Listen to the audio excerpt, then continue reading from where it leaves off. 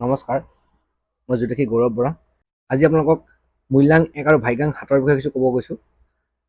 যাৰ জন্ম ১ তাৰিখ, ১০ তাৰিখ আৰু ২৮ তাৰিখে জন্ম তেওঁলোকৰ মূল্যাংক ১ আৰু ভাগ্যাংশ ওলোৱাৰ নিয়মটো হৈছে আপোনালোকে গোটেইখিনি কেলকুলেশ্যন কৰি পেলাই যদি 7 নম্বৰটো আহে তেতিয়াহ'লে তাক ভাগ্যাংশ 7 বুলি কোৱা হয় বা ডেষ্টিনি 7 বুলি কোৱা হয়। তেওঁলোকৰ কিছুমান লাকি কালাৰ বা লাকি প্লেনেট আছে কিছুমান, যাৰ উপাসনা কৰিলে বা তেওঁলোকে খুব সুফল পায়। সেই প্লেনেটকেইটা হৈছে তেওঁলোকৰ সূৰ্য, চন্দ্ৰ আৰু শুক্ৰ। এই গ্ৰহকেইটা তেওঁলোকৰ কাৰণে খুব উপকাৰী গ্ৰহ, খুব ভাল গ্ৰহ। গতিকে তেওঁলোকে যেতিয়াই বিপদত পৰে তেওঁলোকে এই গ্ৰহকেইটাৰ উপাসনা বা এই গ্ৰহকেইটাৰ নীতি নিয়ম কৰিলে নিশ্চয় বিপদৰ পৰা হাত ওলাই আহিব পাৰিব। তেওঁলোকৰ লাকি নাম্বাৰ কেইটামান আছে, সেইকেইটা নম্বৰ খুবেই দৰকাৰী। তেওঁলোকৰ খুব লাকি নাম্বাৰ সেইটো হৈছে ১, ২ আৰু ৬। এই নম্বৰকেইটা তেওঁলোকৰ কাৰণে খুব লাকি নাম্বাৰ, গতিকে তেওঁলোকে এই নম্বৰকেইটা যিকোনো ক্ষেত্ৰত ব্যৱহাৰ কৰিব পাৰে। মোবাইল নাম্বাৰত এইকেইটা কম্বিনেশ্যন যদি ৰাখে তেওঁলোকৰ কাৰণে ভাল। মোবাইল নাম্বাৰটো লাকি বুলি কোৱা হয়। তেওঁলোকৰ যদি গাড়ী লয়, গাড়ীটো যদি এই নম্বৰকেইটা যদি ৰাখিব পাৰে তেওঁলোকৰ কাৰণে খুব ভাল।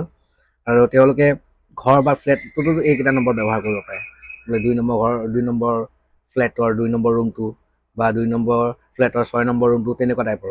যাৰ ১ আৰু ৭ কম্বিনেশ্যন আছে তেওঁলোকৰ কিছুমান লাকি কালাৰ আছে। সেই কালাৰকেইটা মই কৈ গৈছোঁ: হালধীয়া, পাতল নীলা কালাৰটো আৰু পাতল সেউজীয়া কালাৰ। তেওঁলোকৰ কাৰণে খুব লাকি এই ৩টা কালাৰ। গতিকে তেওঁলোকে যিমান পাৰে এই কাপোৰকেইটা পৰিধান কৰিব লাগে। ক'ব কৰিলে খুব লাককে ফেভাৰ কৰে তেওঁলোকৰ ক্ষেত্ৰত। আনলাকি কালাৰ দুটা আছে, এইকেইটা হৈছে ক'লা আৰু ৰঙা। এই দুটা কালাৰ খুব বেয়া তেওঁলোকৰ কাৰণে, পৰিধান কৰিলে হয়তো অশুভ হ'ব পাৰে। গতিকে পৰিধান কৰাৰ পৰা আঁতৰি থকাটো ভাল। তেওঁলোকৰ কিছুমান প্ৰফেশ্যন আছে, যিকেইটা প্ৰফেশ্যনত কৰিলে তেওঁলোকে নিশ্চয় ছাকচেছফুল কৰে বা এইকেইটা প্ৰফেশ্যন যোৱাটো তেওঁলোকৰ কাৰণে ভাল। মই কৈ দিছোঁ, সেইকেইটা হৈছে আপোনাৰ ফায়াৰ ৰিলেটেড বিজনেছবিলাক কৰিব পাৰে বা ফায়াৰ ডিপাৰ্টমেণ্টতো জব আহিলে এপ্লাই কৰিব পাৰে। মিনাৰেলছবিলাক, যিবিলাক মিনাৰেলছ পোৱা যায় ন, খনিজ পদাৰ্থবিলাক, সেইবিলাক লাইনত তেওঁলোকৰ কাৰণে খুব ভাল। স্পিৰিচুৱেল লাইনত ভাল, তেওঁলোকে খুব ধাৰ্মিক লাইনতো তেওঁলোকৰ কাৰণে ভাল। তেওঁলোকে ধাৰ্মিক লাইনত যেনেকৈ এষ্ট্ৰলজাৰ, নিউমলজিষ্ট এইবিলাক পঢ়িব পাৰে বা এইবিলাক প্ৰফেশ্যনত তেওঁলোকে আহিব পাৰে।